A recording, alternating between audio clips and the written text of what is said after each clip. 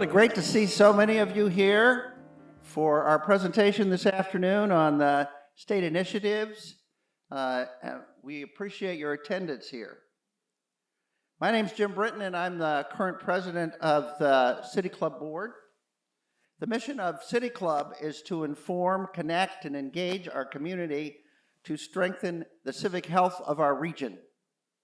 We emphasize civil conversations and listening to others. We begin by acknowledging with humility that the land where we are today is the territory of the people of the Salish Sea. Their presence is imbued in the waterways, shorelines, valleys, mountains of the traditional homelands of the coastal Salish people. And it has been that way since time immemorial. As always, I'd like to thank all our volunteers who make our programs possible. Thank you.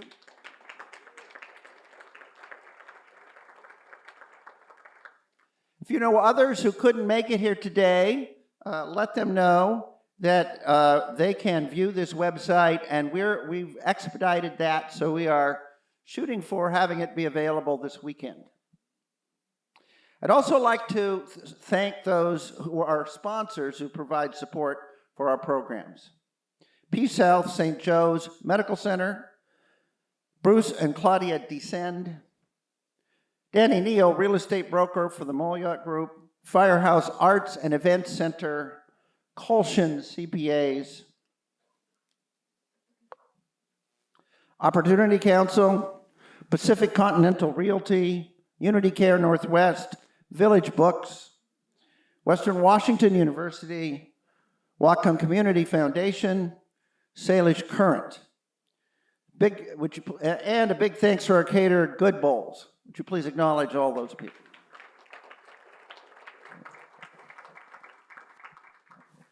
For those of you who are here in attendance and not members, we'd like to encourage you to consider becoming a member. Membership is what really provides the financial sustaining power for us to continue to put on the variety of high-quality programs that we put on basically on a monthly basis. The dues are $40 per person, $70 for a couple, and $10 for anyone who would like to join who are 25 or under.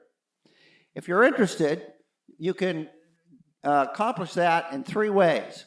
You could, at the end of the event today, see our treasurer, who is in the back of the line right there now. And he can arrange for it. Or on your tables, there are yellow handouts, and fill it out and leave it there. And then we will contact you to arrange for the payment of dues. Or you can go to our website and take care of it. So thank you if you decide to become a member, and we encourage you to do that. Our next meeting will be on November 20th, which is the 3rd Wednesday rather than the traditional 4th Wednesday, because, of course, next month has Thanksgiving on the 4th Thursday. And the program will be an international assessment of the U.S. presidential election. Yeah. And our speaker will be Vaughn Palmer, who is with the Vancouver, BC Sun. So please silence your cell phones if you haven't already done that. And I'm now going to turn it over to our moderator, Chris Rosselli.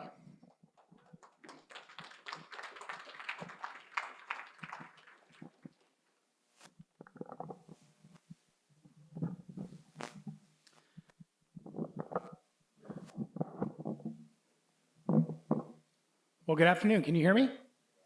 You can hear me. Okay, good. All right. Just going to get myself sorted here. Well, my name's Chris Roselli. I'm the Director of Community at Western Washington University, and I really have the privilege of serving on the planning committee, the program committee for Bellingham City Club. And a moment to actually recognize the program committee. If you actually could please stand. We've got Amy, we've got Jane. I don't know if Tim is here, Garrett here, here. I just want to please put your hands together for these folks. Your program committee meets almost weekly to work really hard together interesting and insightful programming for you every single month, and including putting together the questions for today's event. So I just really wanted to recognize them for the amount of work that they do for all of you. So thank you again. Whoops, there goes my name tag. That's right, I already introduced. Thanks, Alex. So I want to thank you for joining us today as we learn about 4 very important initiatives that are on our ballot. Before we get to the discussion forum, I want to provide you all with a little bit of background about our initiative process and what these initiatives actually mean, because it can get a little confusing. Is a yes actually meaning a no, or is a no meaning a yes? I don't know exactly what it means. So these initiatives are all policies that have already been put in action by our state legislature, which of course is voted on by the people of Washington. So these policies are currently in place. And these initiatives are about repealing these policies that are in place. So it means that if you vote yes, it means that you don't want these policies in place anymore and you want these new initiatives to be put in place instead. And if you vote no, it means that yes, you want to keep the policies currently in place as they are. So all of you have received your voter's pamphlet in the mail, hopefully by now. Has anybody received their ballot yet? No, me. Friday. Okay, thank you, Tim. Coming Friday. There you go. It goes with pamphlet carefully. There's a lot of good information in there, and of course, with all that good information, confusion. Today, thanks to these wonderful people who are here today. Just hold this. Is that easier now? You lied to me. You said you could hear me the first time I asked. Okay. We will hopefully help clarify some of the questions that you might have as we go through the questions today. I'd also recommend for you to also look at the funding and endorsements of all campaigns in the voters pamphlet, including these initiatives. As the saying goes, follow the money. And so as you can imagine, because there's a lot of good follow the money contributions to these and other campaigns can be found on the Public Disclosure Commission website. And I think we should have some information here as well that you can also gather that are on your tables that will help provide important links to help provide you with some more information there. Okay, so here's how our format will work today. We will address each initiative one by one and invite representatives for voting yes, and invite representatives who also are supporting the vote no. We have 5 questions to ask for each initiative, and each person will have 2 minutes to answer each question. Now, I know we could actually cover each one of these initiatives in an entire program for City Club. So, understandably, we're going to ask our recipients, or our representatives, to provide us clear and concise answers, and also with really good specifics that can help provide information for our voters as well. We have a timer right up front here with Amy and Jane. So there is a 15-second warning, and then there is also a stop sign as well there. Once we get to the stop sign, I will ask you to please finish with your statement. I also want to remind everyone that recording of Bellingham City Club is only allowed by Bellingham City Club itself. We've got Stacy here at the camera, so thank you very much, Stacy, for recording. And as was mentioned earlier, will be available hopefully by this coming weekend. All right, well, let's get started. So we will start with Initiative 2117. If Brian could please come on up, and also if Sharon Shoemaker could also please come on up.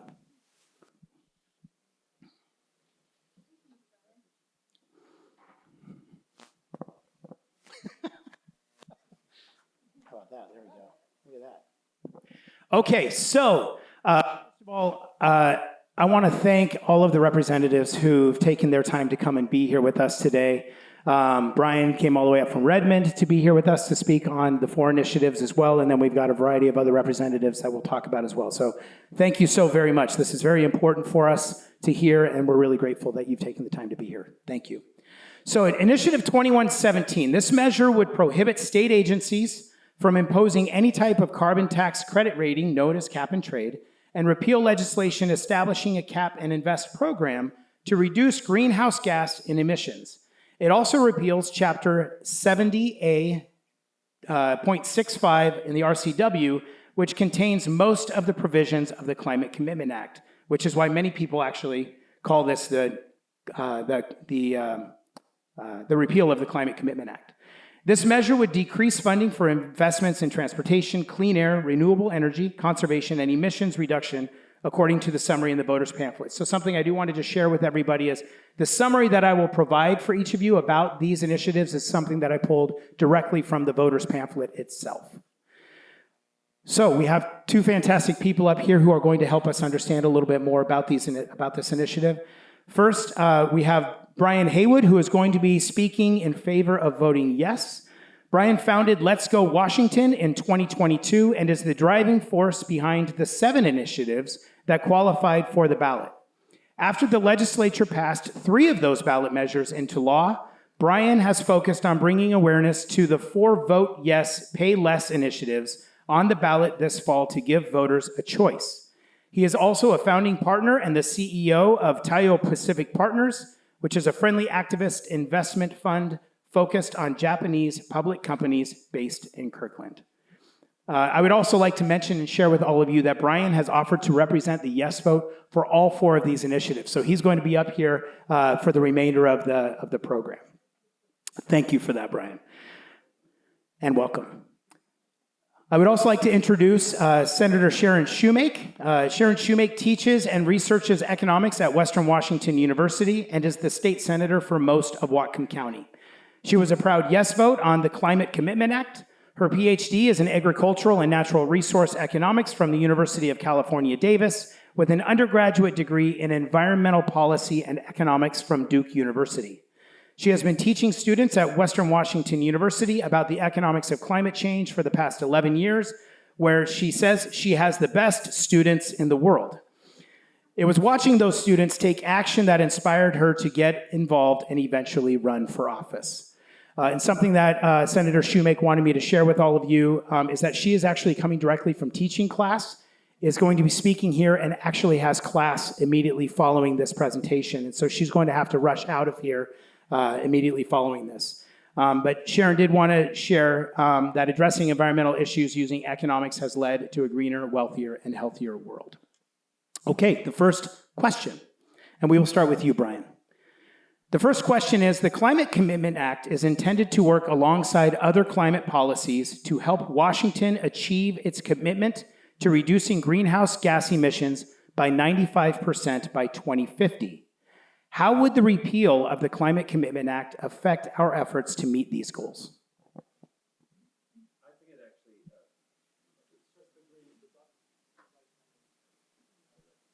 I think it actually would help us achieve those. And the reason for that is that this bill, the original Climate Commitment Act, has zero accountability in how the money that's taken from the backs of commuters is actually spent. There's a bunch of different grants, essentially, that it's poured around the state. But if you look into it, and in fact, I just had a debate with our discussion with Joe Fitzgibbons, who was one of the authors, and then I also did with Reuven Carlisle, who was the other author of this bill. Neither of them can point to anything that actually shows any accountability for how the money is being spent in terms of its ability to reduce carbon or actually dramatically improve the environment. And so if your real concern is the environmental impact of human activity, this law, not only does it not help anything there, I would say that it gets in the way, because it's wasting time. Right now, it's taking money at a very regressive rate off the backs of people that can ill afford to pay this at a time when the economy is hurting. And it essentially takes that money and doles it around to different groups. And you can see it even in a lot of the cities are voting on this because they've been given grants by the governor. That I think is basically, it's more of a grift, and it does nothing actually to, so far it has reduced zero carbon at all, and there's no mechanism to track the effectiveness of any of the money that will be doled out. Thank you, Brian. Sharon?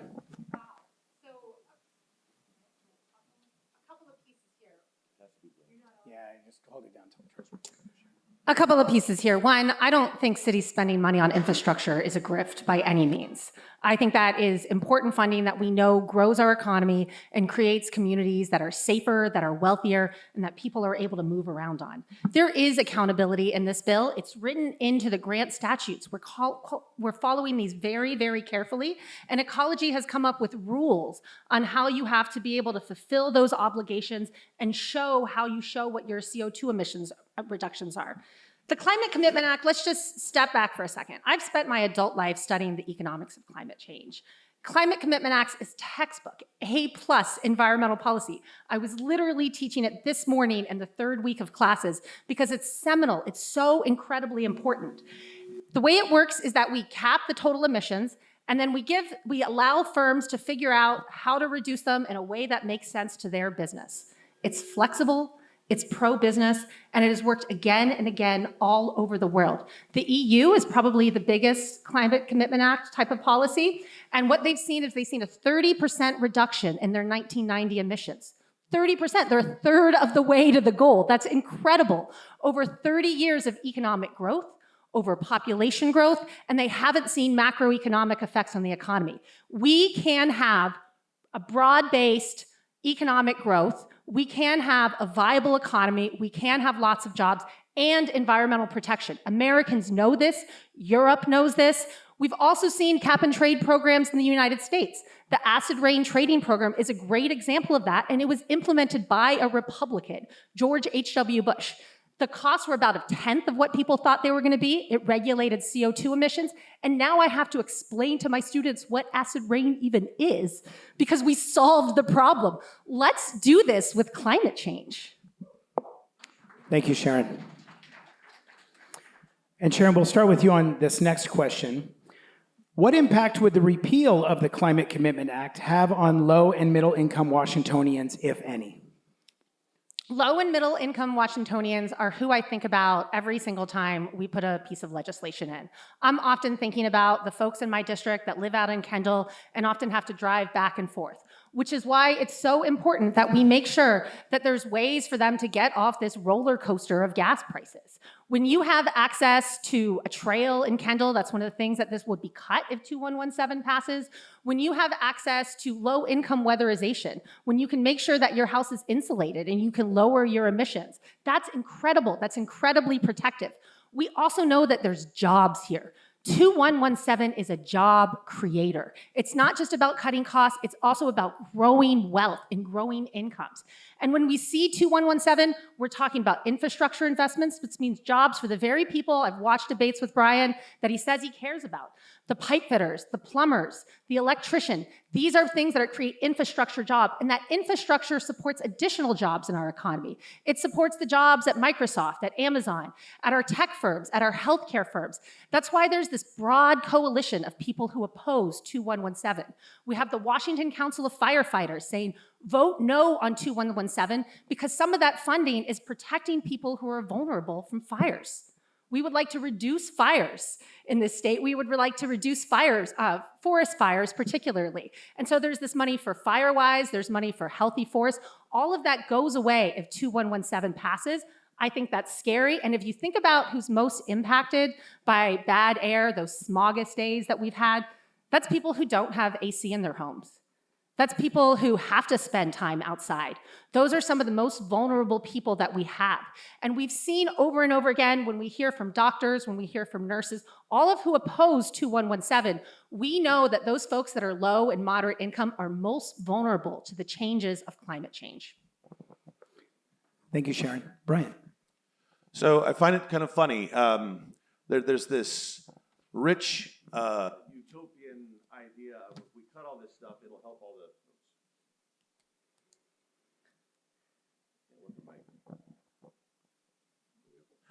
There's sort of this rich utopian idea that if we impose all these restrictions on what everyday average people have to pay, if we increase the cost of it, somehow it's going to save them. And let's step back for a moment, because what has the CCA done so far? Has it taken even 1 ounce of carbon out of the environment? No, it has not. They've got no record of it. In fact, Jay Inslee quit recording this. Jay Inslee hasn't met one single environmental goal that he's set. He talks a lot, but he hasn't done anything. If you look on the state website, we stopped tracking this in 2019 because he was running for president and the numbers weren't working. But let's go back to the guy who can barely afford a 2001 Honda Accord to get back and forth to work every day. How much is this guy how much is he gonna how much is it gonna cost him?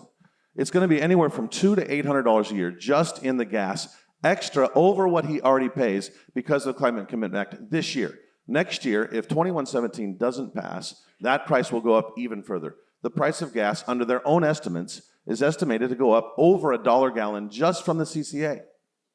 Then groceries are an additional cost. They're more expensive than they ever have been, in large part because the truckers that ship that food to the grocery store have to pay an increased cost in the trucking gas taxes, this hidden gas tax. The third place is within their home heating that she's talking about.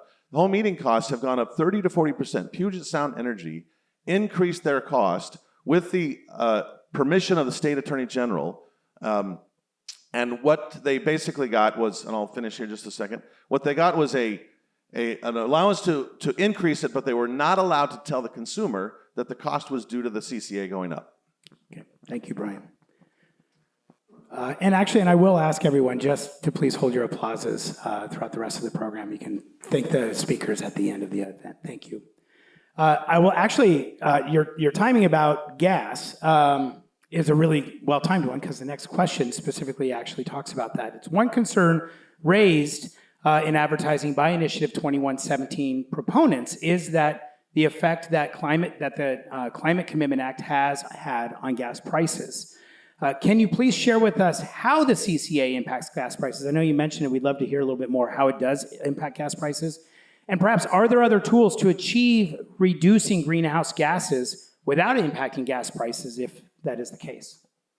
So the way that this works is there's an auction that happens, and those that produce energy, the gasoline companies, the oil companies, those that have over a certain number of units of energy that they use, they have to buy carbon credits in a market that the state set up. And in this carbon market, the state arbitrarily set some standards. The lowest price per ton that they have to buy is $25 per ton, and that's where the starting point is. So they come in, there's an auction. If people think that the Carbon Commitment Act is going to go on forever, which will reduce every year. So this year, let's say there's 100 credits. Next year, there will only be 80. The next year, there'll be 60. That's an oversimplification.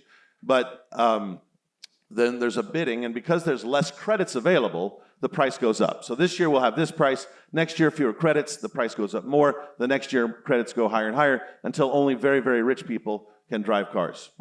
So the way that it's worked so far is, as soon as they announced this, the price went up immediately to $60 per gallon.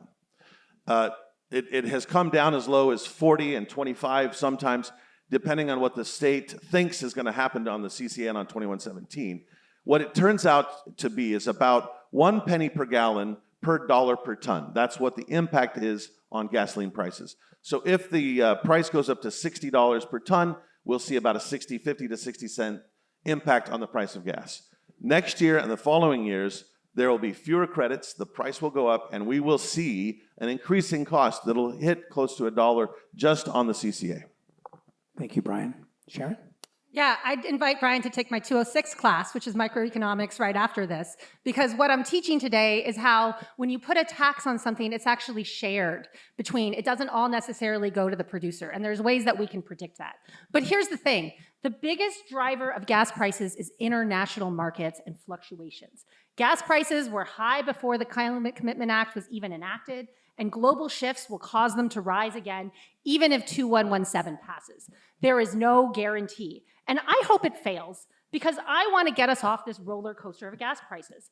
And when 2117 passes, it means that we lose investments that make us more resilient. We lose investments in energy efficiency, community solar, transit, sidewalks, EV charging.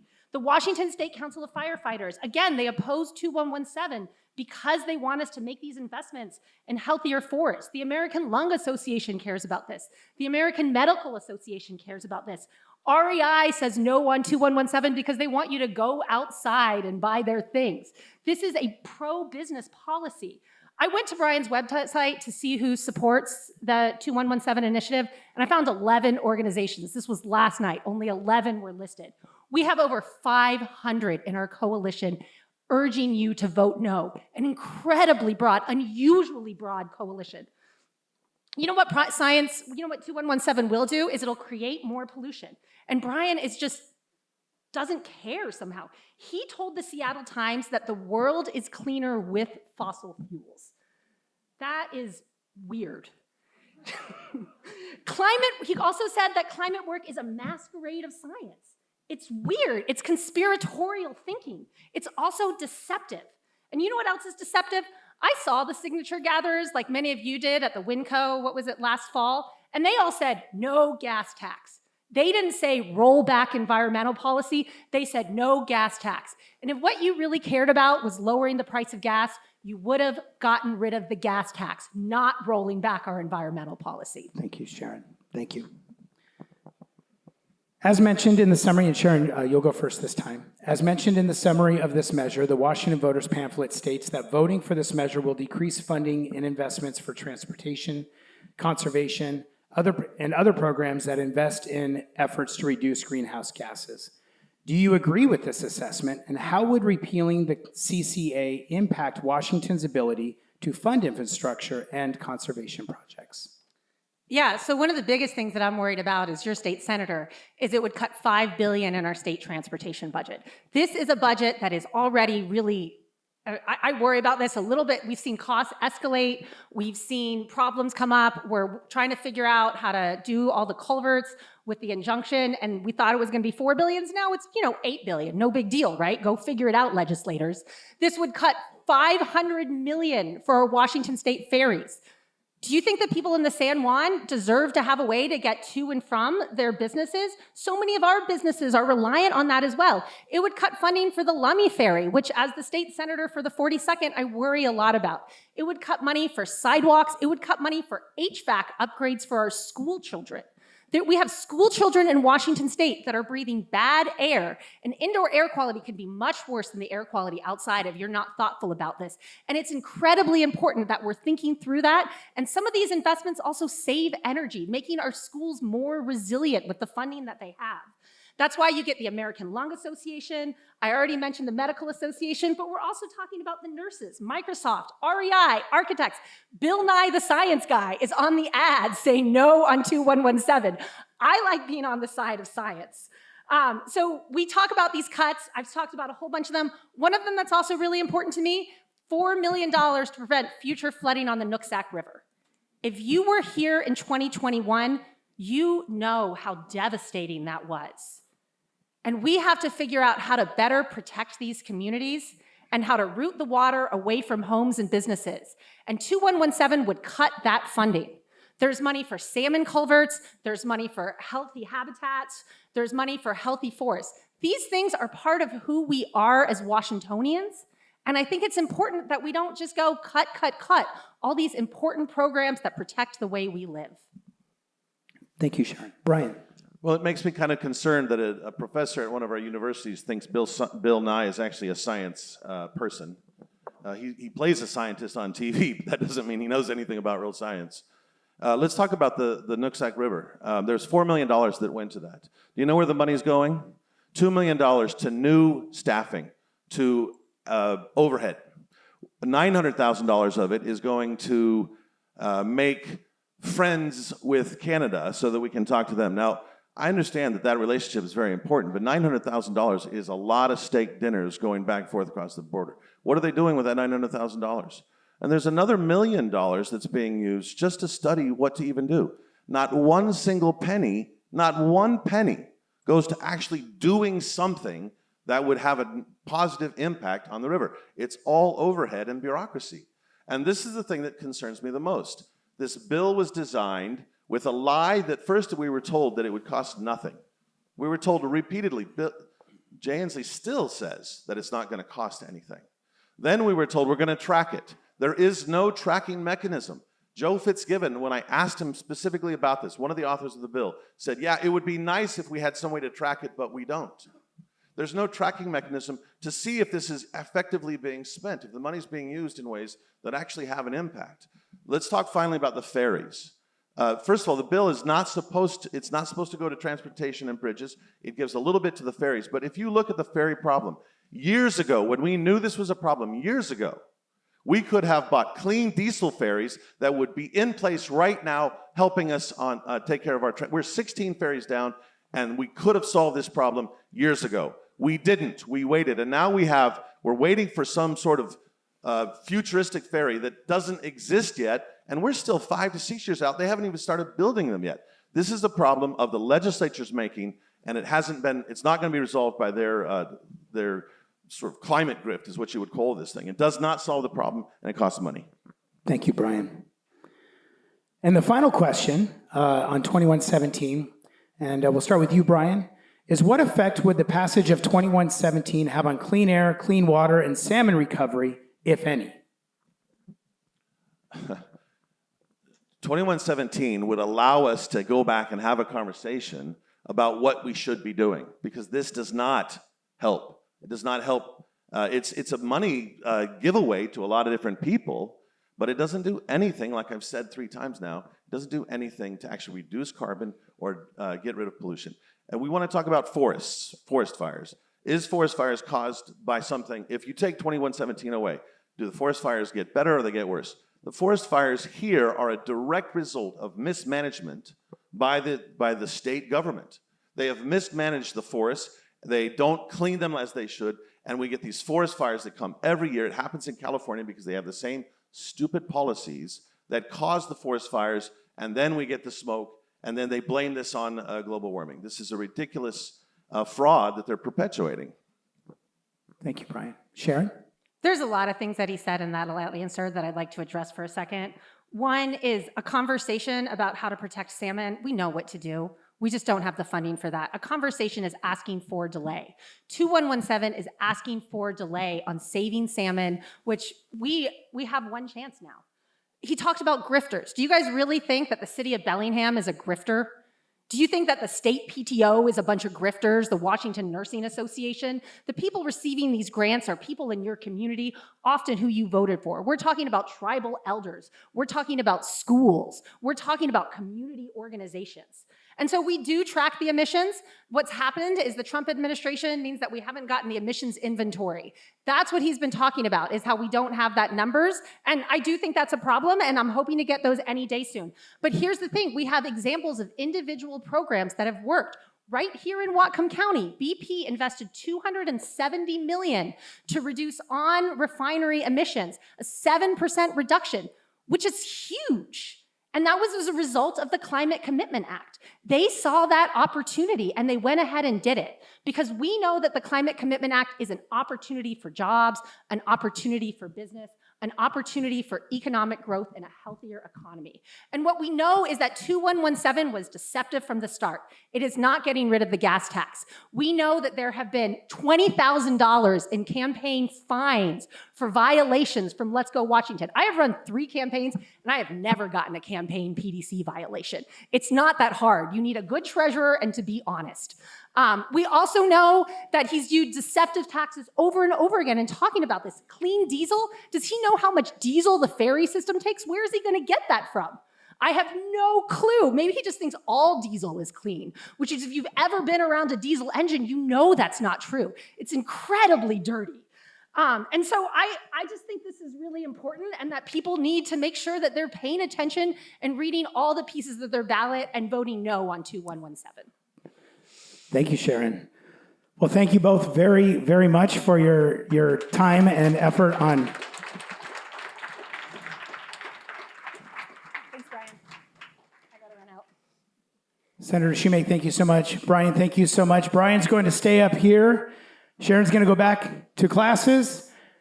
And now I'd like to invite Alex Rammel up here as well, State Rep Rammel. And we will talk about 2066. Oh, thank you, Alex.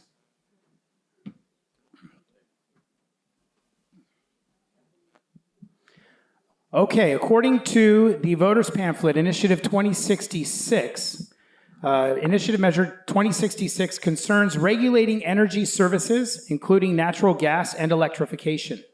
This measure, if passed, would repeal or prohibit certain laws and regulations that discourage natural gas use and/or promote electrification, and require certain utilities and local governments to provide natural gas to eligible customers. Again, I want to thank Brian and Alex for being up here today. We've already done an introduction of Brian. I'll introduce him again, read his bio in our next initiative. To save time, though, we'll go straight to Alex's introduction. So Alex Rammel has been a Washington State representative for the 40th District since 2020. Among his roles, Alex serves as the Democratic Caucus Whip and as a member of the House Environment and Energy Committee, and as an ex officio member of the State Building Code Council. Alex is a resident of Bellingham. Again, Alex, Brian, thank you so much. We'll start with the first question. Alex, you will go first.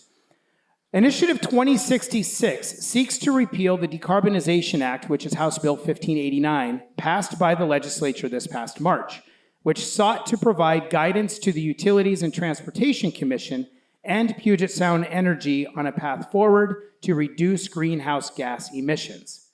Is this the right way to address reducing greenhouse gas emissions, or are there better strategies than the Decarbonization Act to meet these goals? Thanks, Chris, and thanks to the City Club for the chance to be here and for all the work that the City Club does to eliminate these issues. If I could, I'd take a step back and try to define the problem that the legislature was addressing. With that piece of legislation. Heat pumps are an emerging technology that is incredibly efficient. Consumers want this technology in their homes. It comes with air conditioning, far more cost effective, and improves indoor air quality. PSE, Puget Sound Energy, is seeing customers choosing to switch off of natural gas on their own just because of the market, this better technology. What they came to the legislature and said was, we see a long-term problem here. If folks keep switching off of natural gas, the folks who are left on the system will have higher and higher share of the cost of maintaining all of the infrastructure. And then more people will switch off as gas costs increase again. And eventually, 20 years from now, the folks who are going to be left on the gas system are the folks who can least afford it, tenants and low-income families. To avoid that sort of downward spiral, the legislature passed this bill to give PSE tools to manage that transition with rate structures and planning. It's essentially a planning bill. Initiative 2066 would strike the requirement, among other things, would strike the requirement for our energy utility to be doing all of the cost-effective planning. And it will make it harder for us to access grants and rebates for energy efficiency.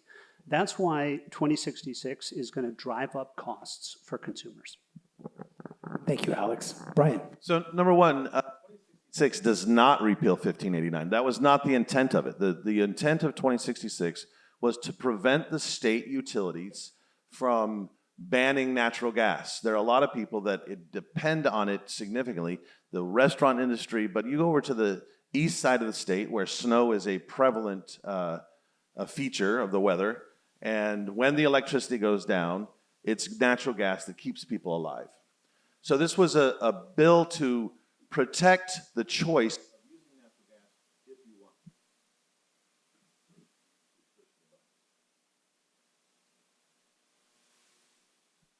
want. So then the second part of this, though, is that there's sort of a dishonest in the way that they presented this. The state building code, basically without law, on its own by fiat, by regulatory fiat, declared that no new buildings could have natural gas. No new commercial buildings can have natural gas.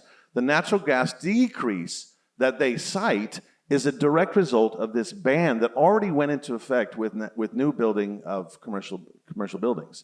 So there was this decrease forced by the building code, and then they said, oh, look, people aren't using natural gas anymore. We need to give this money so that Puget Sound Energy doesn't have to pay the cost. We're going to pass that on to the consumers. This is, and so the second piece of 2066, one is it says you may not ban natural gas, and secondly, Puget Sound Energy or any other utility, you may not do things that make the cost of natural gas so prohibitively expensive that consumers can't choose it because you've done a de facto ban. Thank you, Brian. Question number 2 is, under the current law, the Washington Decarbonization Act, can people replace a gas stove with a new gas stove in their home? I know a lot of people have asked that kind of question for some clarity. Will people need to remove their natural gas fire pits? Are builders required to install electric in all new construction? Can you please help us better understand really what the current law says and how a repeal would impact that? Right now, you can use natural gas. Except for if you're doing a new commercial. Sorry. No, you're good. Yeah, we've got touchy mics here. I have a trigger thumb that gets itchy on the trigger. Currently, you can use natural gas.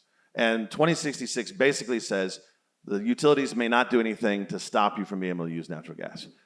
When you look at the cost, the attacks on us have been, stop trying to stop us from banning natural gas. We're not going to ban natural gas. We want to spend all of our time figuring out how to ban natural gas.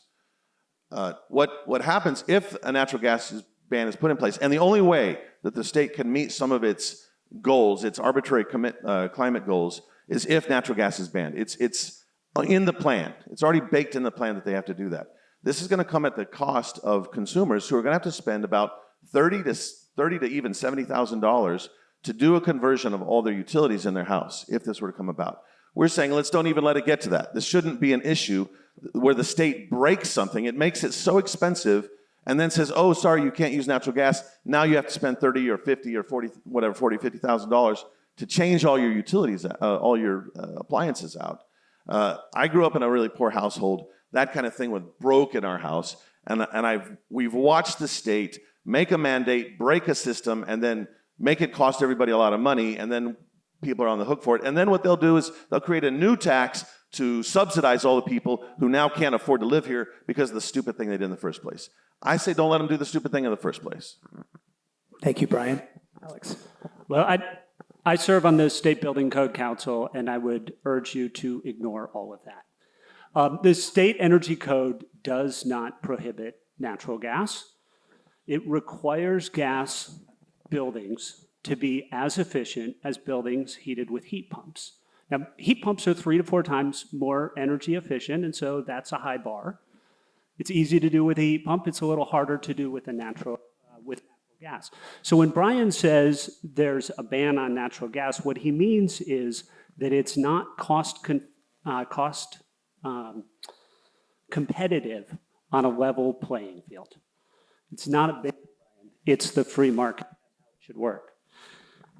So I do want to also address the second issue with this initiative and the way this conversation is going, because we're kind of jumping back and forth between 1589 and Building Code Council. And that really brings up this issue of our state's requirement for a single subject rule. This initiative does 3 different things, and you're all being asked to vote on all 3 of them as a package. That's unconstitutional. So there may be some folks that agree with Brian on the State Code Council and disagree with me, agree with me on 1589. But you don't get to choose one or the other. If Brian's Political Action Committee had wanted to do 3 things, he should have run 3 initiatives. I'm not trying to give you any ideas for next year, but that's the way. That is the reason that this initiative, if it does pass, is guaranteed to lead to both higher energy costs and litigation. Thank you, Alex. Our third question is, and Alex, you'll go first. Some could say that this initiative really comes down to a choice that people must make as to whether people want to preserve a lifestyle that people currently favor versus policy changes that could perhaps cut emissions in order to slow climate change. Would you agree with that, and why? No, I don't think that's what this initiative does. What Initiative 2066 is going to do is drive up energy costs for consumers, for families, for businesses, because it rolls back modern standards that are making our buildings more energy efficient. It's going to take Washington State backwards on clean energy and clean air. And it'll stop cities like Bellingham that want to show climate leadership from being able to exercise that local control, that local freedom, including preventing us from being able to take advantage of energy efficiency rebates and incentives from the federal government, like through the Inflation Reduction Act. This initiative, bottom line, is backed by special interests that are supporting cheap construction and fossil fuel companies that are going to make more money if our energy costs are higher. Thank you. So those special interests that build your homes, the builders, that's who, one of the people that back this. These people that want to build affordable homes. Washington State has some of the most expensive homes in the entire nation. Why? Because Olympia consistently does stupid things and passes these arrogant laws that they think are doing things that save people, but they don't. They cost people in the end. They cost them lots of money. The building code, you sort of said, well, we didn't ban this from happening. We didn't stop it. No, but we did something that made it so prohibitively expensive that you can't put these other units in. Something that is much cheaper and much more affordable, that would kept housing and keep building construction much cheaper. So Olympia consistently does this thing. If it moves, tax it. If it keeps moving, regulate it. If it dies, subsidize it. That's what the policy in Olympia seems to be. And that's what they're doing with this gas tax. Let's regulate it, let's tax it. If it dies, then at some point we're going to have to subsidize it. Thank you, Brian. Our fourth question, and we talked a little bit about building codes. You've touched briefly on it. What effect does 2066 have on decision-making regarding building codes as our state works to improve energy efficiency? It keeps the state the hell out of it. I mean, they shouldn't be, especially in how you heat your home, how you heat the building, how you heat your home. If the state goes forward, and as I find it, like, is there a plan to ban natural gas? Yes, there's a plan to ban natural gas. They want to phase it out sooner as they can. That means no pizza ovens, no Chinese food, no Indian food, but more importantly, right? I mean, it's who's going to try to cook that try to use a wok on an electric inverter. It doesn't work. But more importantly, it's people who rely on natural gas as their primary or even as their backup source of heat when the electric grid goes down. And I don't know, maybe in Bellingham you live in this, maybe up here it's perfect and the electricity never goes down. In Redmond, it goes down all the time. When you go over to the east side of the state and talk to people over there who rely on it, they'll go for a week or 2 weeks sometime when the electricity goes down and the only thing they've got is natural gas to keep them hot, to keep them warm and alive. And so I believe that 2066 simply guarantees that people can maintain the choice that they already have and keeps the state out of the business of regulating what fuels we can or cannot use. Thank you, Brian. Alex. Well, let's come back to this question of housing costs, because there's this notion of cheap and then there's a notion of cost effective, and they're different and they're being conflated here. On the Energy Code Council, or on the Building Code Council, before reviewing the Energy Code, we had a third-party review, Pacific Northwest National Labs, looked at every measure and looked at the whole package and concluded that this is cost effective. It's going to save people money on their energy bills over time. So I understand if builders who only have to pay the first cost would like those costs to be lower, but they're not the ones stuck with the energy bills. That's why we have an energy code, to protect those consumers who end up stuck with the equipment that's put in the building before they move in. I also want to just address what Brian's talking about with the energy grid, because that is a scare tactic that is frequently used. And what's described here is this imaginary scenario of, well, what would happen if we got rid of natural gas tomorrow? Could the electric grid happen? I think everybody knows that's not a realistic. Could the electric grid support us? We know that's not a realistic scenario. What is an interesting question is, over the next 30 years, can there be a steady transition as consumers are steadily choosing more efficient technology for us to be able to make that transition so that our electric grid is reliable, so that it's affordable, and so we can take advantage of opportunities like green hydrogen that are going to require industrial uses for electricity. I think the answer is absolutely yes. We can make that transition steadily, but we're going to need planning bills and utilities that are prepared to plan, like is enabled under 1589 and we undermined by this initiative. We're going to need energy efficiency improvements in our buildings, and we're going to need local government partners that can help with that energy efficiency transition, helping make sure our buildings are as efficient as possible, as would be undermined by 2066. If your concern is electricity and energy reliability, this is a terrible initiative. Thank you, Alex. Our final question on 2066. In the voters' packet, the measure specifically refers to addressing PSE as the natural gas supplier. Yet in Whatcom and Skagit counties, Puget Sound Energy is our electricity provider and Cascade Natural Gas is our gas supplier. Does this initiative actually impact Whatcom and Skagit counties since PSE is not our provider of natural gas? Yeah, it does. That's an insightful and good question. The legislation 1589 only applies to Puget Sound Energy. Cascade Natural Gas is in a little bit different boat and will need a different transition plan to deal with that problem I described at the beginning. It's not going to be a one-size-fits-all, and we will need to approach that one differently. But consumers, energy consumers in Whatcom County are affected by the other provisions in the legislation. So our homes and buildings are going to be less efficient if this passes because it undermines the state energy code.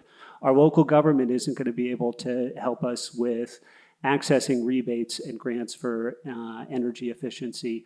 We won't be able to tap into the resources in the Inflation Reduction Act in the same way because this initiative undermines those provisions as well.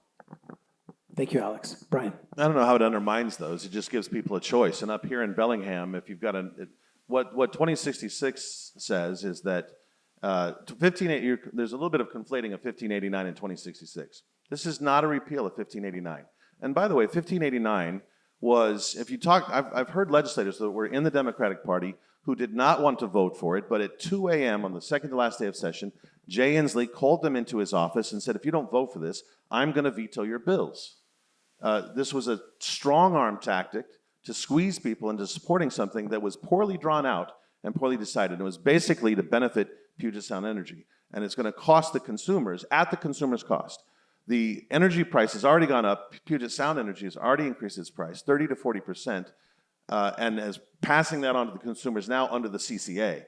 Up here in Bellingham, if you have another company that's doing the natural gas, what 2066 says is that the city and the state does not have any right to go in and make things so expensive that you cannot use natural gas as one of your choices. This protects your ability to use natural gas. Now, if you want to go all electric, that's fine. This does nothing to stop you from converting and going all electric. It doesn't do anything from the city of Bellingham encouraging people to go all electric if they think that's the case. But even more interesting in this is as the state was debating this, whether we should ban natural gas or not ban natural gas, one of the considerations they're making, and this goes directly to the electric grid conversation, was, well, perhaps if we ban natural gas, what we might need to do is put in 4 or 5 natural gas power stations so that we can generate enough electricity so the latte drinking Olympia crowd can drive their Priuses and charge them. And so I think it's sort of ridiculous. So we've got, on the one hand, building natural gas as a consideration, building natural gas power plants, but taking natural gas away from the consumers. And that's a ridiculous, only thought up in Olympia idea. Thank you, Brian. Alex and Brian, thank you so very much. Please put your hands together for both of them. Just in case something dies? Okay, awesome. You good on water?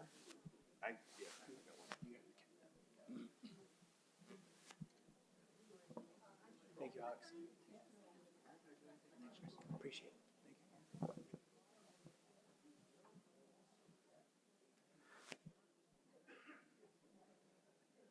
you. Interesting stuff, right?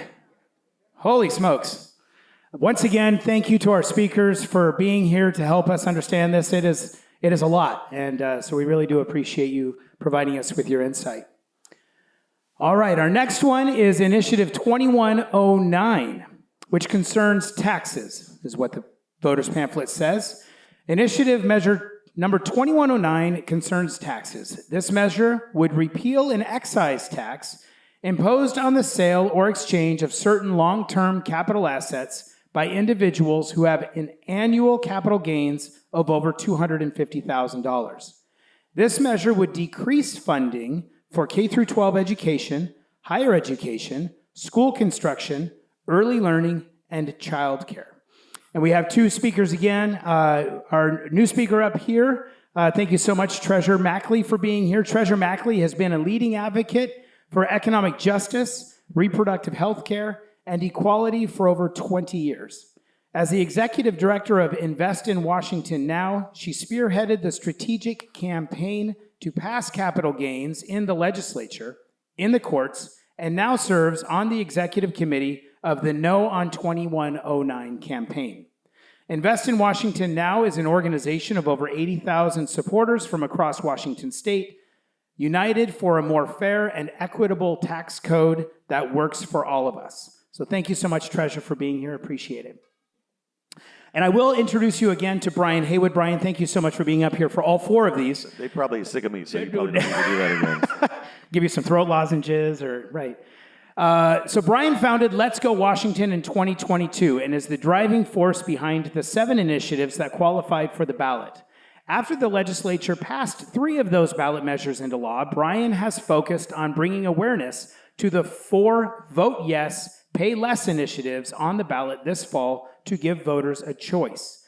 He is also a founding partner and the CEO of Taiyo Pacific Partners, a friendly activist investment fund focused on Japanese public companies based in Kirkland. Again, thank you both so much.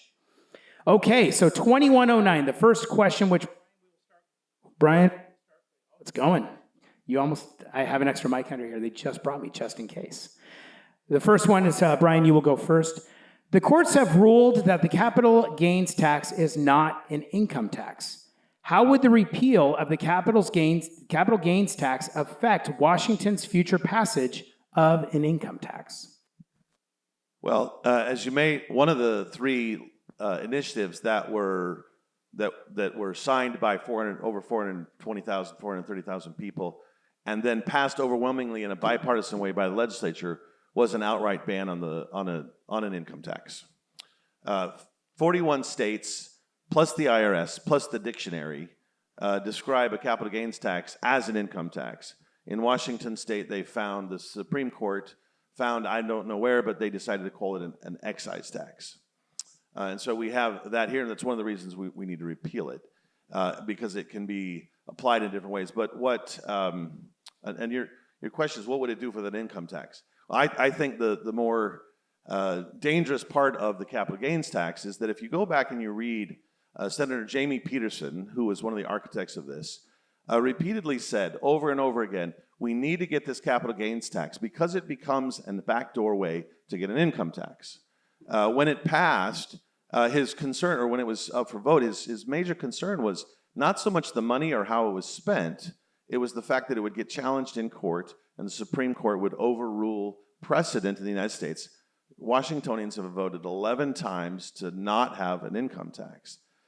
This would be a backdoor way to get around that voter. They were sick and tired of the voters telling them no, so they needed some way to get in, and the capital gains tax was passed as a way to get around that. And so I think getting rid of 2109 will help. I think it's an enormous boon to the economy. We're already seeing people fleeing just because of the tax that have a significant underpinning of our economy.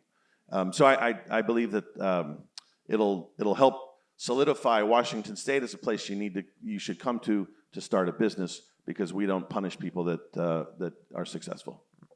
Thank you. Treasurer. What a great question.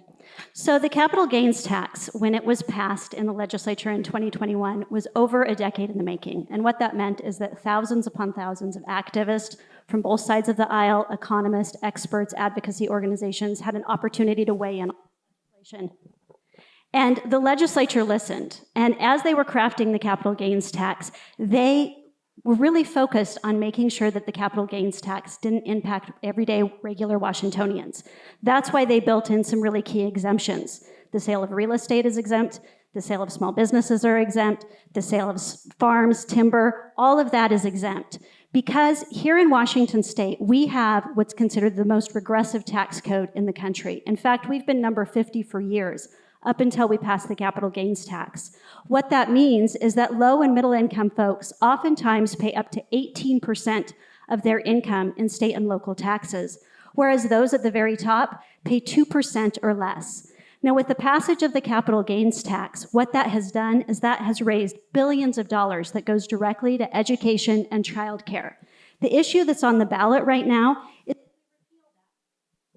and if we repeal that, that will take away $2.2 billion from education and childcare, from all across the state of Washington. Do we have another mic? Yeah, let's try this one. Thank you.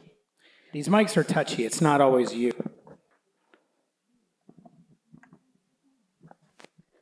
There we go. Is that better? All right, perfect. So this would repeal, take away $2.2 billion that goes to fund education, early learning, and childcare. Specifically here in Whatcom County, it also funds a whole bunch of school construction projects. There's 15 school construction projects that are being funded by the capital gains tax. Now, the opponents of this tax took it to the Supreme Court and they lost. They also tried to take it to the federal Supreme Court and they lost that. The Washington State Supreme Court ruled that this is an excise tax and it's constitutional, and it's taking us forward in terms of making sure our tax code is more fair and equitable for all Washingtonians. Now, the question on the ballot that Brian has put on with Initiative 2109 is whether or not we repeal the capital gains tax. If we repeal the capital gains tax, we're going to give a big tax break to the very wealthiest Washingtonians, and we're going to take away $2.2 billion from kids and families and supports to our communities. That's what's at stake. Thank you, Treasurer. You touched on the regressive tax, and so actually the second question does talk about that. The Tax Foundation defines a regressive tax as one where the average tax burden decreases with income. Low-income taxpayers pay a disproportionate share of the tax burden, while middle and high-income taxpayers shoulder a relatively small tax burden because the same tax rate applies to everyone, regardless of income. Washington's tax system is ranked the 49th most regressive in the nation. How would the passage or repeal of 2109 impact this ranking? That's such a great question. So when the capital gains tax was passed by the legislature in 2021, this was the first piece of progressive revenue legislation that the state had passed in over 30 years, which meant it was the first time that we were lowering that tax pressure and that tax burden on low and middle income folks. If Initiative 2109 passes, it's going to take that away, and it's going to put more tax pressure on everyday Washingtonians while giving a tax break to the wealthiest Washingtonians. Now, here's why. With the capital gains tax, remember, this is a tax on the sale of stocks and bonds when you make a profit of over $250,000. A profit of over $250,000. Now, only 4,000 folks in Washington state paid this tax. These were the very wealthiest of the wealthiest. If 2109 passes, they get a tax break. There will be more tax pressure put on the rest of us. Thank you. Brian. So, I'm not even sure where to start with what you just said, but let's there's a couple of places. Okay, so one of the things is the way to get any legislation passed is to go in and say, number one, this is for the children, and number two, this is only going to hit those rich bastards that deserve a kick in the butt anyway. And sure, okay, both those things can be true. But let's look at the effect of what this tax actually does. They're saying it's only 4,000 people now. She mentioned $2 billion. There's no way it's going to be $2 billion because the first year it took in about $700 million. Okay, that's how much was raised. And then the next year, it fell to $400 million. Why did it fall? Why did it fall? Well, because this is the thing that they sort of ignore and pretend like it's not real. Those people at the very, very top, the Jeff Bezos, the Ken Fishers, the people that make billions and billions of dollars that they're hoping will stay here, they move, right? And if they don't move, you don't even have to move. There's two other things that the very, very wealthy can do to completely avoid this tax. Number one is you can keep your house here, but you make Washington your vacation home. You have a house in another state, that's what they do, right? So this is, the sales pitch to you is, don't worry, it'll never affect you. This is only going to get the really rich people. Jeff Bezos sold his stock every year. Every year he sold stock until the 2 years that this tax went into place. For those 2 years, he stopped selling Amazon stock. Why? It had nothing to do with the capital gains tax? Well, then he moved to Florida to be with his mother, and she must be a very good salesperson because she convinced him that he needed to start selling stock again. He sold more stock than he ever had as soon as he went to Florida, where there's no capital gains tax. I see I've got 15 seconds left. There's a lot more to talk about on this. Okay, thank you, Brian. Our next question, the third question, we'll start back up with you again, is one of the confusing aspects of the voters pamphlet is whether or not this actually cuts education. How is education impacted by it? So I guess answer the question, does this measure actually cut funding to education? So the primary function of the capital gains tax was to fund daycare. The first $500 million goes to daycare. Anything over $500 million was to go to a school building fund that had to be matched. So this really went to rich school districts that could do a matching bond to go with it, right? It doesn't help low income. The first 500 goes essentially to subsidizing daycare. So so I think we need to talk about daycare a little bit. In 1996, we had 8,600 home daycare centers. These are little places that mom and pop run. It's someone in the neighborhood that's just running it. We then regulated, this is back to the same point, Olympia regulated out of that 8,600. Do you know how many are still in existence now? We only have 3,000. We've created huge daycare deserts in this state because we regulated it. We said, hey, just because you're a mom doesn't mean you're qualified to take care of other people's kids. You have to have a degree. And so we said, well, then that wiped people out. And then we put over 100 PDFs of regulations on daycare that so significantly increased the cost and knocked average everyday moms out of this market that now we only have 3,000 daycare centers. Then, even though the state we've had over the last 5 years, we've had $19 billion in surpluses. That's cumulative, right? Not every year. If you add up the surpluses every year, we've had $19 billion in surplus. We fully fund education. It's in the Constitution that we have to fully fund education. So anyone that says, oh, this is going to take money out of education is lying. Because the state Constitution requires that we fully fund education. There's been one party in control for 40 years. They've spent the money in ways that don't always make sense. So if they say we don't have the money, that's their spending choices, not because we don't have the funds. $19 billion in surplus. And now they came out with this new thing. We're going to fund daycare after we broke it and made it so expensive. We're going to fund it with this new tax that we've been waiting for all along. Thank you, Brian. Treasurer. So the capital gains tax goes to fund the Education Legacy Trust account, which funds K through 12 education, higher learning, school construction, and childcare. And as we look at this, and the numbers actually come from the Office of Fiscal Management and the Department of Revenue is where these numbers come from. So if 2109 passes, it'll take away about $2.2 billion that goes directly to the Education Legacy Trust account, which funds all of those pieces. Let me give you some numbers here in Washington State. So here in Northwest Washington, there are 15 new school construction projects that are being funded from the capital gains tax. If 2109 passes, those will go away. There's also 170 new childcare spots, specifically here in Bellingham, that will be funded based off of the capital gains tax. Now, as we looked at the funding for capital gains, a big chunk of it does go to childcare. And you know why? Because childcare is really important and really necessary. Childcare is necessary and needed infrastructure. In fact, a couple of weeks ago, I was on KUOW with one of your friends, VJ, and he said that we should just rely on well-intentioned moms for childcare.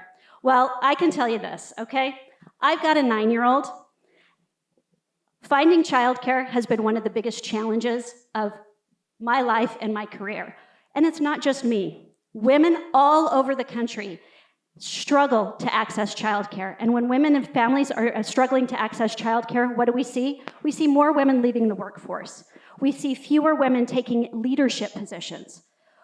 This impacts kids, it impacts families, and it also impacts businesses. In fact, here in Washington State, we lose over $6 billion every year in GDP because of lack of access to childcare. So not only is childcare important for our kids and families, it's also necessary and needed infrastructure for our communities. Thank you, Treasurer. Thank you. A little bit of a follow-up question that we will ask for our fourth question is, according to the voters pamphlet, the capital gains tax funds education, childcare as mentioned, early learning, and school construction to the tune of $1 billion per year. How would or should Washington fund these programs if there is a passage of this initiative? Yes, you, Brian, yeah. So first of all, it can't do it to $1 billion a year because it only took in $400 million this year. The first year, it only took in 700. And it's going to go down as people make decisions not to invest or not to take profits. Jerry Brown, a very liberal governor of California, famously wanted to remove all education out from capital gains tax funding because it's so unreliable and people can move their assets. When it comes to childcare, let's go back to that for a second, though. This is, again, a problem the state created. If you've got a neighborhood full of single moms and nine of the 10 have a job and are working, and one of them is willing to stay home and take care of the other people's kids and charge money for it, that's something humans have been doing in some form or another for 5,000 years. But the state, in its great wisdom, decided, no, if that woman doesn't have a degree, she's not qualified to do daycare. Says who? Says a bunch of people up in Olympia who don't know anything about the neighborhood. And I think that is a problem that was created by the state. And then the question of funding itself, I absolutely think daycare is critical and essential. Moms can't get to work without it. Families don't exist without it. A lot of families in this state, because they're so busy making natural gas expensive and building expensive, it's expensive to own a home. People have to have 2 incomes. So how do you do it? You need daycare. So I don't have any problem with daycare. I think it should be affordable and available, but the state made it unaffordable and unavailable because it regulated out of the system. There is plenty of funding in the state budget, $19 billion surplus every year, well, over the last 5 years in total, that could have been spent to do a program that funded this. Thank you, Brian. Treasurer.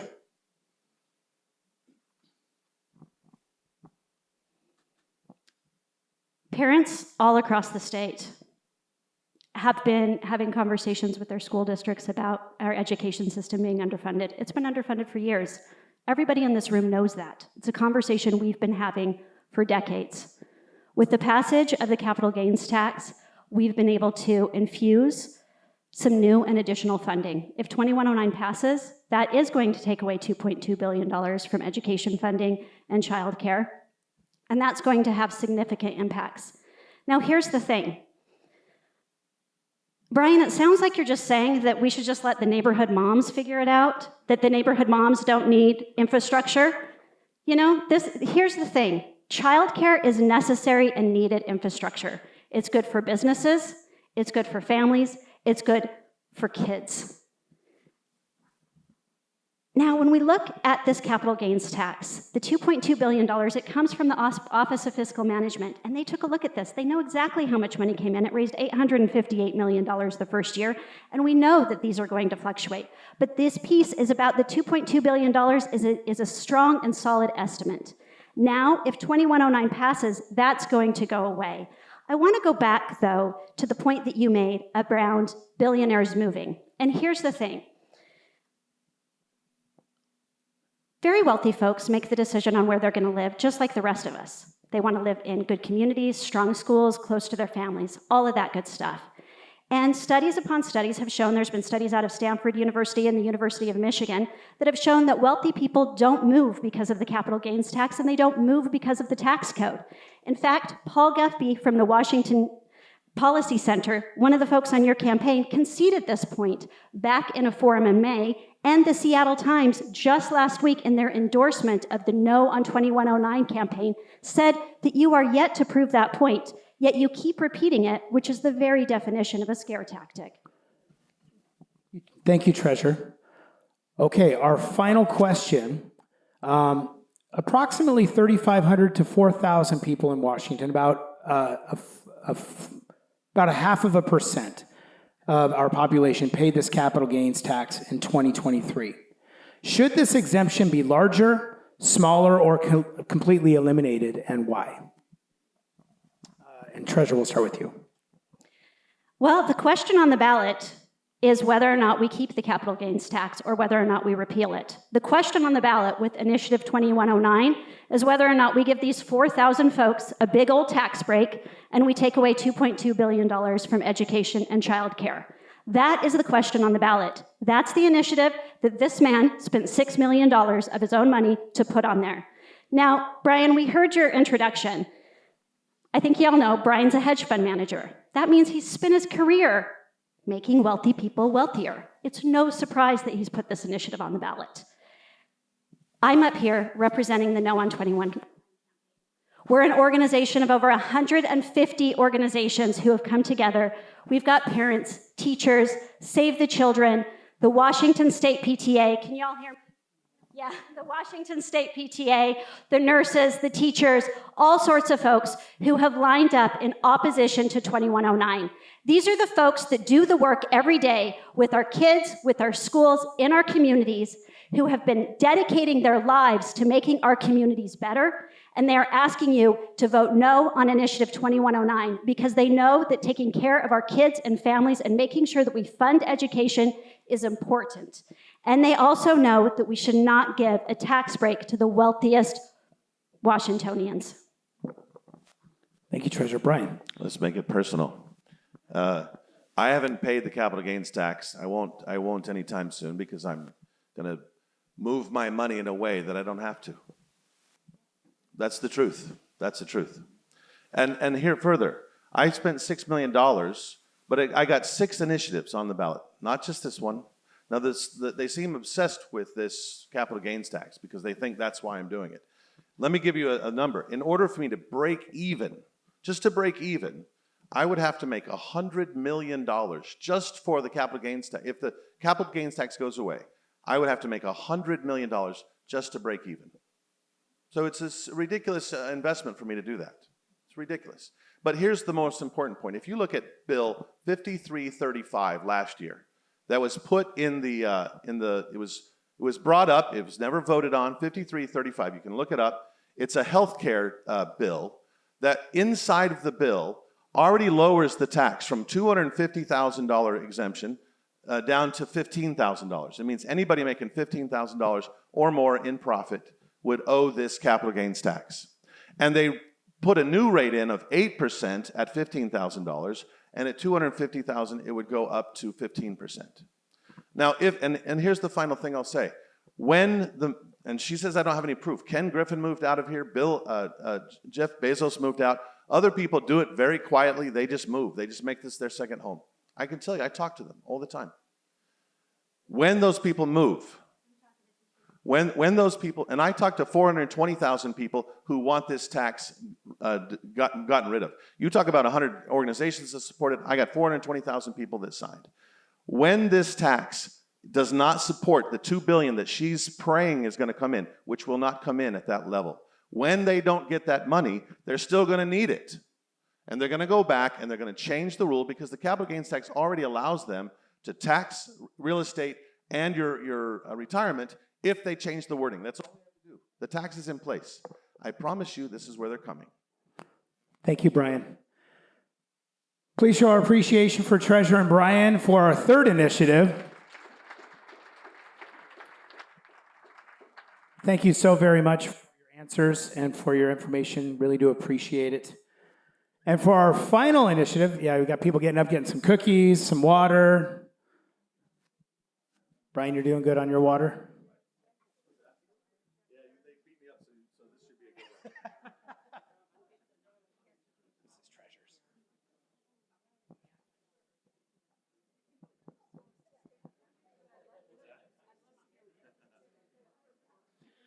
Okay, our final initiative we will hear about today is Initiative 2124.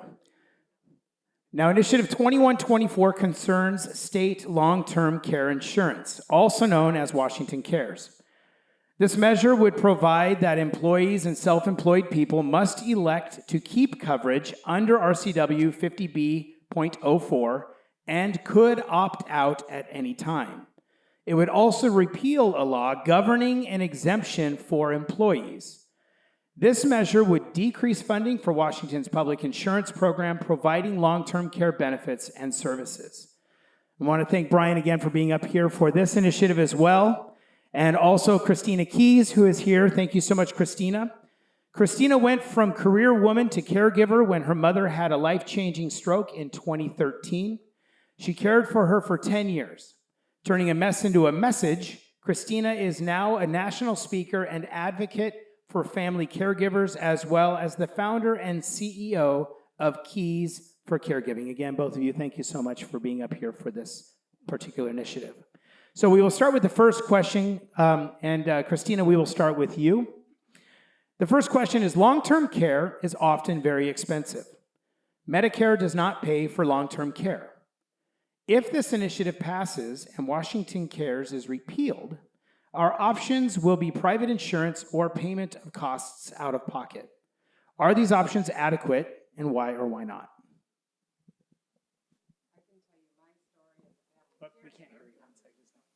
Wait till it turns green. Okay. There we go. What I can tell you is without Washington long-term care funds, people would be, the 820,000 family caregivers that are in Washington state would be in the same situation that me and my mother were in. We did everything we were supposed to do. We chased the American dream. We turned our jobs into careers. We saved. And when I was in that hospital with my mother, and after living with her in that hospital for almost 3 months, and wheeling her out of that hospital thinking we're fine, we've got Medicare, we've got a supplement, we didn't know it wasn't gonna cover in-home care. It was only going to cover one piece of equipment every 5 years. We had no idea. And we went through our life savings, everything we worked for, within just a couple of years. And that is just like most of the family caregivers in Washington state. They're not aware of what insurance doesn't cover. Thank you. Brian. Well, so first of all, we're not repealing it. We're allowing people, there were 500,000 people who worked for companies that had sophisticated HR systems, that when this was put forward, they had this 2-month window. And 500,000 people said, because they had HR departments that told them this is how you get out of it, they got out of it.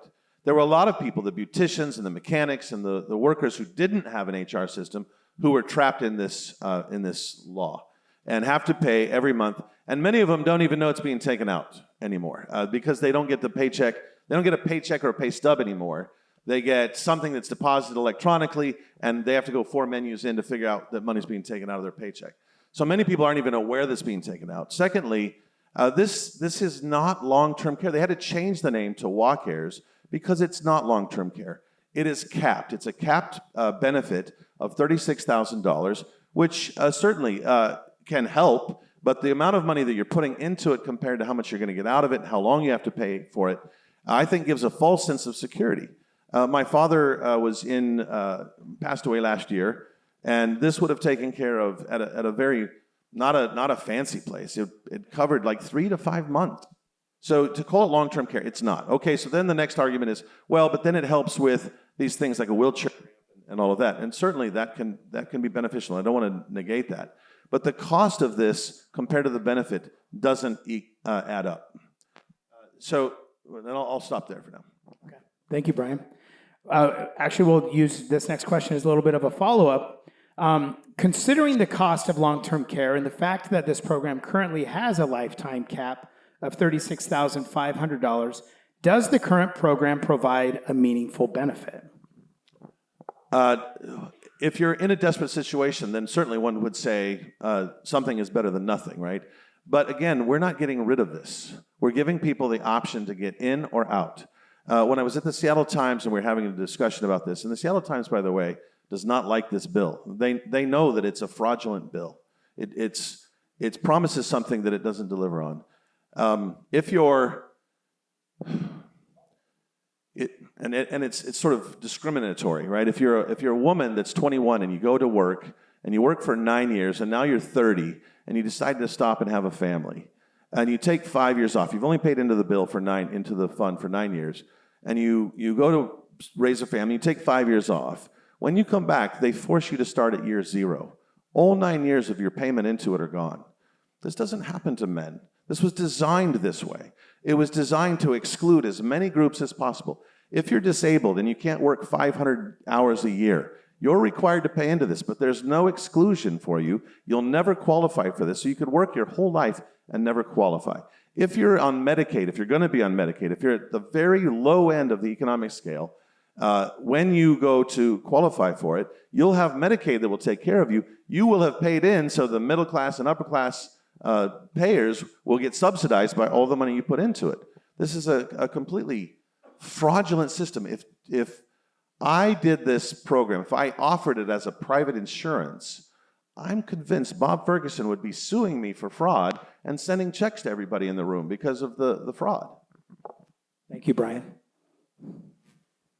Well, here's what I know. If it becomes optional to opt in or not, it'll bankrupt the program. And it'll leave myself and the 820,000 family caregivers in Washington State in a desperate situation. And when I was in that room with my mother, all I know is, and I'm sorry, I get really emotional thinking about my journey with my mother. I know that money, although it's only $36,000, would have changed our care journey. And if we were to line up all 820,000 family caregivers in Washington State here today, we're not all as fortunate as you, Brian, and I'm grateful for you, right, that you're able to have that lifestyle, but we are not. If you were to line us all up, we will give you $36,500 for your care journey. Not only would we be grateful, I cannot tell you how many would drop to their knees in tears, because it is the saving grace, because we don't understand what it's like when you walk into a room. It wasn't just about the money, and we talk just about the money. It's about walking in and seeing your mother, and she might die. It's about what happens in your mind when you see your husband or your wife or your child, and they say, this is terminal. You do not make rational decisions right away with the money that you have. And if we had walk cares, even though it's a small amount, $36,500, it would give us time to get the support we need, tap into home and community-based services, and be able to make more rational decisions for the money that we do have. So it'll last longer, and it'll give us time for a minute to be a husband, a wife, a daughter, a child, whatever it is, because we are grieving at that moment. Thank you, Christina. The next question, if funding dries up as a result of the choices that people, if this passes, and Washington Cares is eliminated, what would the effect be on the availability of long-term plans in Washington? Well, the evidence is very clear that the very implementation of long-term cares, of the WA Cares Act, drove out of the state. Before it was passed, there were 5 companies in the state. There was multiple that are registered to do it, but 5 are actually offering a long-term care option as a private insurance option. When WA Cares passed, that 5 shrunk down to only 1. And then for a period, it went to 0. So in the period of the state, we had no, and those are really truly long-term care options with no cap on them. So there was no option in the state whatsoever other than WA Cares for a period of time. Now I'm told by my HR department that there is one that's offering an option that's a private insurance for companies with under 50 employees, and one that's doing it for over 50 employees. There's 2 options, but only really 1 for the different size of companies. We used to have 5, now we have 1. Washington state government stepping into this mess made it more unaffordable and less choice for the people in the state. Thank you, Brian. Christina. Well, as far as private insurance, here's what I know about private insurance. None of us think we need it, right? We live in a place of that's not going to happen to me. I mean, if the pandemic taught us anything, that's not going to happen to us, right? And I didn't think about long-term care insurance. I didn't think about my will. I was in my early 40s and healthy and playing on 3 softball teams when my mother had her stroke. Why would I think about any of that? And it's not going to happen to us, right? So for us to be able to look at the private health care, we need something, Brian. We need something to protect us when all of this goes away. If all of this goes away, we have nothing. And we start from ground zero. It's not perfect. I agree with you. It's not perfect. But we would have to start from ground zero. And we waited. Do you know the stats on family caregivers? 30% of family caregivers pass before the person they're caring for. 35% of family caregivers pass within 5 years of the person they're caring for. And family caregivers over the age of 70, 65% of them pass. We would have to start from ground zero. How many people have to die because they stepped up or lose their life and their health because they stepped up for a family member and said, I love you and I'll care for you? Thanks, Christina. The next question is that it is noted that younger workers are likely to pay more into the program than they can recoup over their life.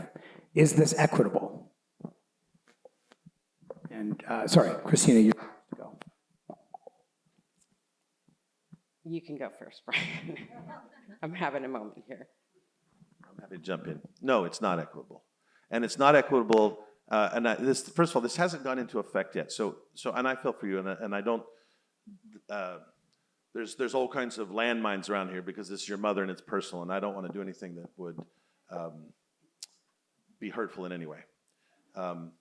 And just having lost my dad, I feel what you felt. What I think there's something that's called the forgotten man or the forgotten woman who also is paying into this that can't afford to pay into it. There's people that are making choices right now. And it's all of these combined. If you take the hidden gas tax and all the different expenses, and including this one that's now coming out of their pocket, they're paying into something that they may never see. And it was designed for them not to get to receive it. 50% of Washington retirees move out of the state. Initially, there was no mechanism to do any kind of transfer. So if you move out of the state, you lose the money. Because this initiative was on the ballot, that's the only reason that the legislature was forced to do something that really is portability in name only. It doesn't really work. If you look into it, it is a nightmare of epic proportions to try to get the money if you move to another state and get your money back. So if you move, you're going to lose it. If, in your case, for example, if you took time off to take care of a loved one, and if you take 5 years off or more, and you haven't paid your 10 years yet, you lose the benefit and you have to go back to year 0. And I think this thing is so poorly designed. Even the Seattle Times hates me. That when sometimes I bring out their inner Democrat, right, when I go there. They really don't like me, even though they don't like me. On this one, they're with me on this. Bill is written so poorly, it hurts more people than it helps. Thank you, Brian. Christina. Well, as far as I wish I could have taken 5 years off straight to just take care of my mother. I was a full-time caregiver, not only for my mother, but my boyfriend of 20 years had a stroke in the middle of that, and I became a caregiver for him as well. I had to work. I had to leave my fancy 6-figure job that I worked really hard to build my career and take a job making $15 an hour so I could take care of both of them and have the flexibility to be able to take care of them. I did work. I had to work because, one, I still had to pay my rent. So we are still working as family caregivers just because, and I heard you say earlier that you have 3 full-time jobs. It is a full-time job for us family caregivers, and although we have to leave our job, it's not that we are not working for 5 years. We can't afford to not do that. We still have bills to pay. We we still have needs. And frankly, we need a minute to breathe, even if we need to pay to have like somebody else care for our loved one. And I paid for all my mother's care. Many family caregivers pay for their care, even if it's for 5 minutes to cry in the car because it's really, really hard. So we're still working, Brian. I don't know any family caregivers. And all across the United States, I talk to family caregivers. I've not met one that's been able to take 5 years off and not work, even if it's just a part-time job. But if you know some, I just don't know anybody who's lucky enough to do that. Okay, thank you, Christina. Our last question for the day is, from your perspective, what effect does the passage or rejection of this initiative have on low and moderate income people and women? We can start with you. All right. If we do not vote no on 2124, people like myself, I worked all my life. I worked really hard all my life. I had a 401k. I put all my money into savings.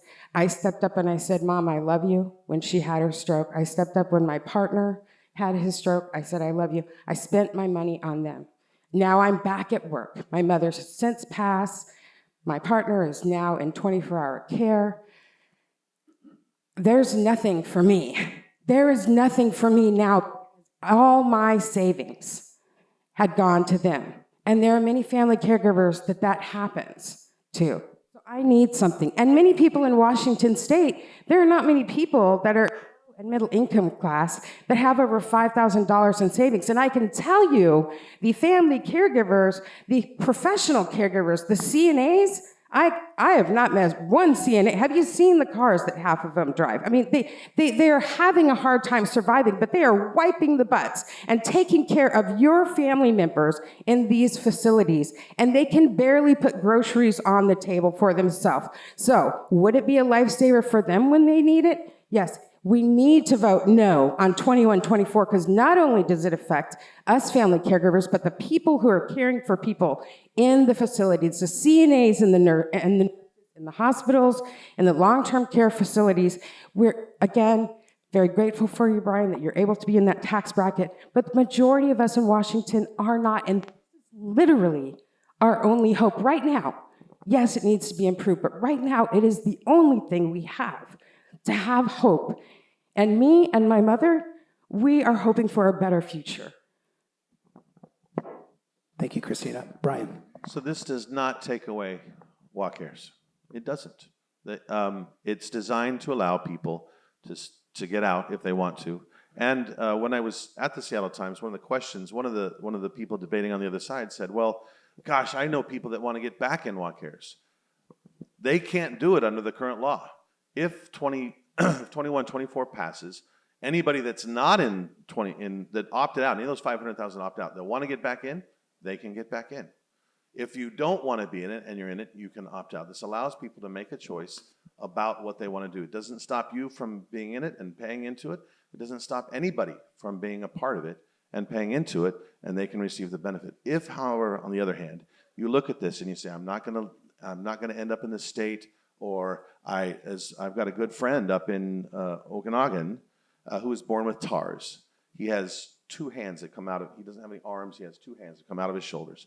He has to pay into this every single year. There's no way he can work 500 hours. They're already talking about making this a 1,000-hour requirement, which will further put him out of the running.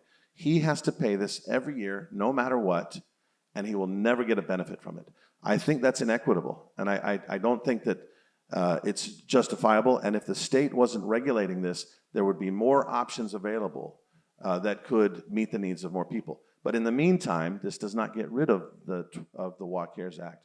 It allows you to opt in or opt out. Thank you both so very much. Everybody, please show your appreciation for them. And really, thank you so much, Treasurer Mackley. Thank you, Christina Keys, Senator Shoemake, Representative Rammel, and Brian Haywood for being up here for all four of them. Thank you so much for your time. We hope you enjoyed the program. Next program, again, is on November 20th. It is a week earlier because of the Thanksgiving holiday. Please enjoy the rest of your afternoon, the sunshiny afternoon, and have a good day.